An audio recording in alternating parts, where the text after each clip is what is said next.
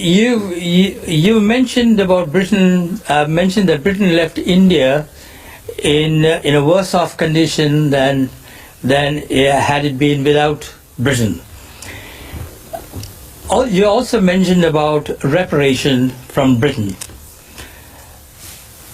What about the skills in engineering and manufacturing India acquired, the administrative and democratic processes it inherited, the infrastructure left behind, and most of all, the rapid education of the Indian people, of which you are an excellent example?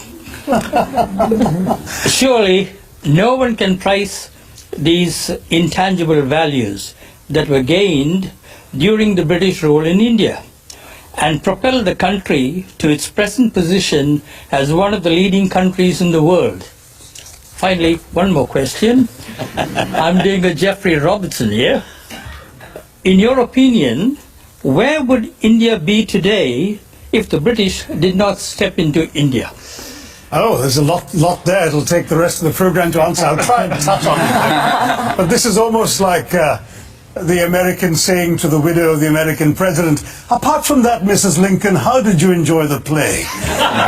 You know, really, the British came to one of the richest countries in the world, accounting for 27% of global GDP in 1700, 23% in 1800, and over 200 years of exploitation, depredation, loot and destruction, reduced it to a poster child for third world poverty, just over 3% of global GDP, 90% of the population living below the poverty line when the British left in 1947, a literacy rate, you speak of education, a literacy rate below 17%, and a life expectancy of 27.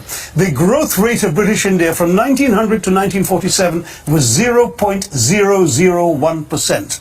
That's what they were doing while draining the country of taxes and resources. Education, my gosh, the British, the last thing they wanted to do was invest in educating Indians.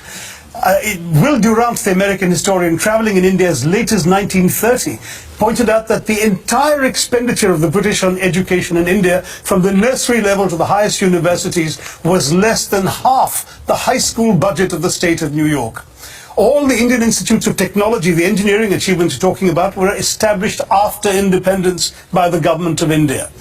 There is simply no comparison between the accomplishments of India rising from the ashes the British left us in and what was done in 200 years. I've given many figures. Just take one example, the textile industry, because India was a huge exporter of For 2,000 years, it was the world's leading exporter. What happened? In fact, in the Roman Empire, there are debates recorded by Pliny the Elder of Roman senators complaining about the amount of the Roman Empire's gold that was being sent off to India because of the tastes of Roman women for Indian muslins, linens, and cottons. Was it just modernism, the Industrial Revolution that destroyed it, or was it something else? No, that's the excuse that apologists like to make, that, you know, oh, it's not our fault, you just missed the bus for the Industrial Revolution.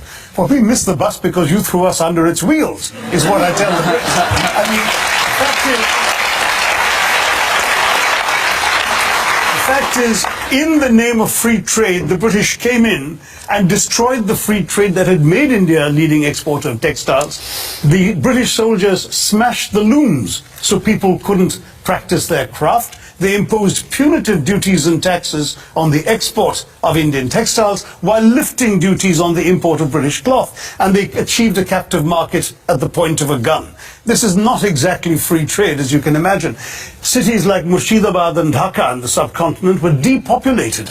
In one notorious incident, weavers had their thumbs cut off, so when the looms were repaired, they couldn't weave again.